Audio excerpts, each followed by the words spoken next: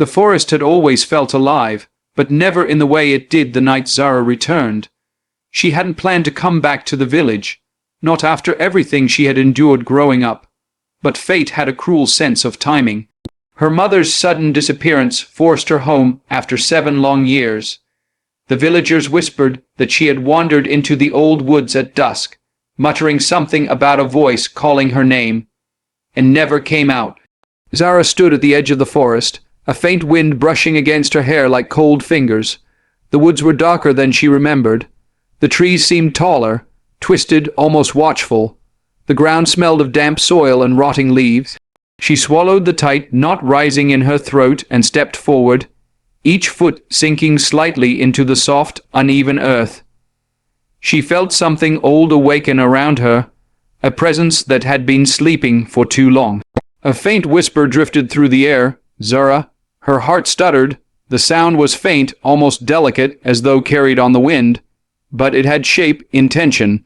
She tried to brush it off as imagination, but her mother's face flashed in her mind, and she walked deeper into the maze of trees. The sun faded behind thick clouds, smothering the last bit of warmth. The canopy above closed tight, drowning the forest floor in shadow.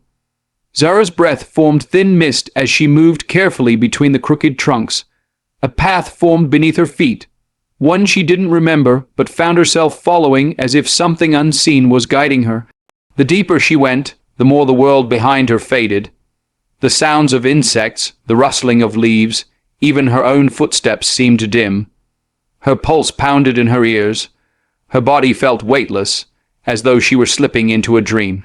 Another whisper, softer, clearer. Zara, help me. Her mother. Zara choked on her breath and began running toward the voice, dodging around the gnarled roots clawing through the soil. Branches scraped her arms, leaving thin red lines. Her lungs burned, but she didn't stop. She couldn't. The path led her to an old abandoned cabin collapsed under years of neglect. The wooden planks were splintered and dark, eaten by rot. The windows were broken, jagged glass clinging like teeth. The door hung crooked on its hinges, tapping gently against the frame with each gust of wind. She had never seen this place before. The villagers had never mentioned a cabin. Zara stepped inside. The air was suffocating, thick with the smell of decay. Dust swirled like floating ash. Shadows clung to the walls. The floor creaked beneath her weight. She scanned the room. Broken furniture, claw-like scrape marks on the walls, symbols carved into the wooden beams. Symbols she didn't recognize. Her heart hammered against her ribs as she whispered into the silence, "Mama." The air shifted. A coldness crept across her spine, then she heard it again, clearer than before. "Zara, you came." Her mother stepped out from the darkness behind the broken table. Only it wasn't her mother. The shape had her mother's body, her height, her clothes, but her eyes were wrong. They were hollow, black, reflecting nothing. Her lips were twisted into a stiff, unnatural smile. Zara froze. She wanted to run, to scream, but her feet were glued to the floor. Where have you been?" she whispered. The face mimicking her mother tilted slightly, the smile widening. "I was waiting for you in the woods." Her voice was wrong. It echoed strangely, as though more than one voice spoke through her. Zara stepped back. The floor groaned. The thing noticed her fear and took a slow step forward. "This forest loved your mother," it whispered. "It loved all the people who walked into it, their fears, their regrets, their pain. Your mother had so many regrets, Zara. She carried them like stones in her heart. The woods hear everything. The woods keep everything." Zara shook her head slowly, unable to breathe as the figure approached. "You're not her," she whispered. The creature's smile collapsed into a grotesque snarl, and it lunged forward. Zara stumbled backward and ran out of the cabin, her breath tearing from her lungs. The forest seemed to shift around her, the trees bending, their branches twisting to form new paths. She could hear it behind her. Its steps were silent, but its voice wasn't. "Zara." The sound scraped across the air like metal dragging across bone. She didn't dare look back. She sprinted deeper into the woods, the branches tearing at her clothes, thorns ripping into her skin. She reached a clearing where the moonlight filtered weakly through the clouds. In the center stood an enormous tree with a hollow trunk. The bark was dark and twisted, covered in handprints, hundreds of them, pressed deep into the surface as though people had clawed at it desperately. Zara shivered, a voice, so faint it was almost a breath, drifted from inside the hollow. Zara, please. Her real mother, the fear inside her tangled with hope and grief. She stepped forward, trembling. But before she could reach the tree, a hand shot out of the hollow. Thin, pale, shaking. Her eyes blurred with tears. Mama. Her mother's real face appeared. Her eyes were terrified, filled with pain and love all at once. Don't trust it, she whispered. It took my voice. It took all of us. Run, please, Zara. Run. Zara reached out, tears dripping from her chin, but something pulled her mother back into the hollow, her fingers scraping against the bark as she was dragged into darkness. Her scream was abruptly cut off. Zara collapsed to her knees, sobbing. The woods seemed to lean closer, listening to her sorrow like they hungered for it. Behind her, the creature began to laugh. The sound echoed through the forest, bouncing between the trees, becoming louder, deeper, almost inhuman. You came because you loved her. It crooned. Love is easy to imitate. It brought you here. It opened the door.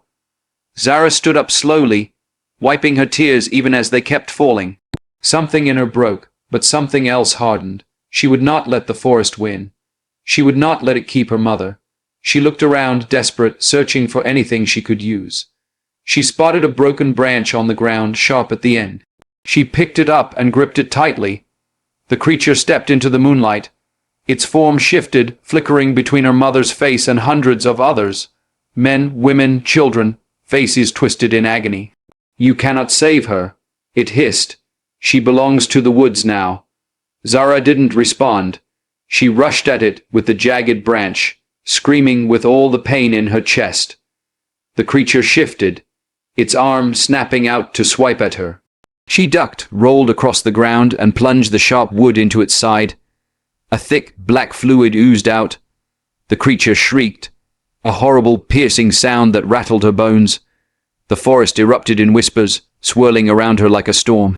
Zara ripped the branch out and stabbed again, this time in its chest. The creature convulsed. The faces on its body wailed, their mouths stretching impossibly wide. The ground shook.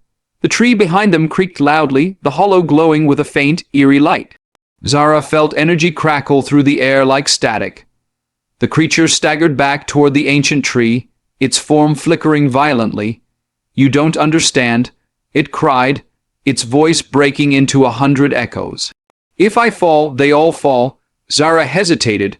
Her mother's voice echoed in her mind, her real voice, filled with love, filled with fear. Run. Please, Zara. Run. The creature lunged at her again, and her hesitation shattered. She drove the branch deep into its throat. The forest erupted in a deafening scream. The creature collapsed, dissolving into smoke and ash. The ground beneath the ancient tree cracked open, and a rush of light exploded outward. Faces, hundreds of them, rose like glowing embers, drifting upward into the night sky. Their expressions softened as they vanished one by one. Zara ran to the tree, looking desperately into the hollow. Mama, a pale hand reached out. Zara grabbed it and pulled with everything she had. Her mother stumbled out, falling into her arms, shaking violently. Zara sobbed into her shoulder, holding her as tightly as she could. The forest began to change, the air grew warmer, the trees straightened, the darkness slowly receded. Her mother whispered weakly, "You shouldn't have come." Zara held her even tighter. "I wasn't going to leave you." They left the woods together, their bodies trembling, their hearts heavy. Zara glanced back once. The forest stood still, silent, watching, waiting, but as they reached the village outskirts, her mother stopped suddenly. "Zara," she whispered. Zara turned to face her. Her mother's eyes slowly darkened, turning hollow, black, empty. "I never said your name inside the woods." Zara's blood turned to ice. The last voice inside the woods was still calling her name.